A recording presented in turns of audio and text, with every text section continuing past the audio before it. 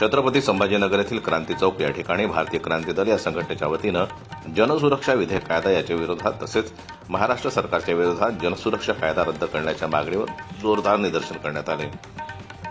जनसुरक्षा विधेयक लागू झाल्यानं लोकशाहीच्या मुळावरच घाव घातला आहे असा आरोप करीत भारतीय क्रांती दल यांच्या वतीनं क्रांती चौक इथं आंदोलन करण्यात आलं।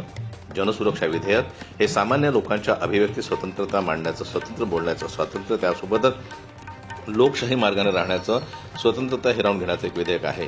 महाराष्ट्र सरकारने हे रद्द करावे अशी मागणी या निदर्शनातून करण्यात आली।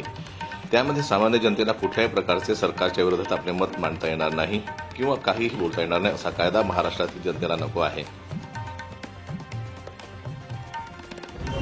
महाराष्ट्राच्या देवेंद्र फडणवीस सरकारने समता, स्वातंत्र्य, न्याय, बंधुता हे संपूर्ण जणू काही सुपारीच घेतली आहे।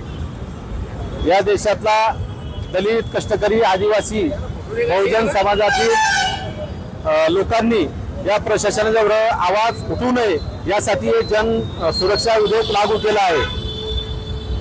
जन सुरक्षा विधेयक म्हणजे लोकशाहीवर घाला आहे। लोकशाही, अभिव्यक्ती स्वातंत्र्याचा आणि आर्टिकल 19 संपवण्याचा डाव आहे।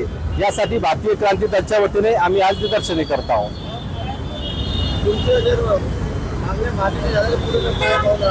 आम्ही संपूर्ण महाराष्ट्रामध्ये महाराष्ट्राच्या सर्व संघटना सोबत घेऊन राज्यभर आम्ही जन सुरक्षा विरोधात आम्ही आंदोलन करणार आहोत। संविधानाने भारतीय लोकांना स्वतंत्रपणे वावरण्याचे, स्वतंत्रपणे बोलण्याचे आणि स्वतंत्रपणे आपले मत मांडण्याचे अधिकार दिलेले असून सुद्धा त्या अधिकारावर घाला घालून अभिव्यक्ती स्वातंत्र्याला संकुचित करण्याचा हा प्रयत्न आहे। म्हणून महाराष्ट्र सरकार व माननीय मुख्यमंत्री देवेंद्र फडणवीस यांनी हा कायदा लवकरात लवकर रद्द करावा, अन्यथा भारतीय क्रांती दल यांच्या वतीनं संपूर्ण महाराष्ट्रभर, संपूर्ण भारतभर सर्वात मोठे जन आंदोलन तयारीत असेल असे प्रतिपादन भारतीय क्रांती दलाचे अध्यक्ष संस्थापक शैलेंद्रजी मिसाळ यांनी केलं। यामध्ये आंदोलनाच्या अनुषंगाने बरीच उपस्थिती पाहायला मिळाली।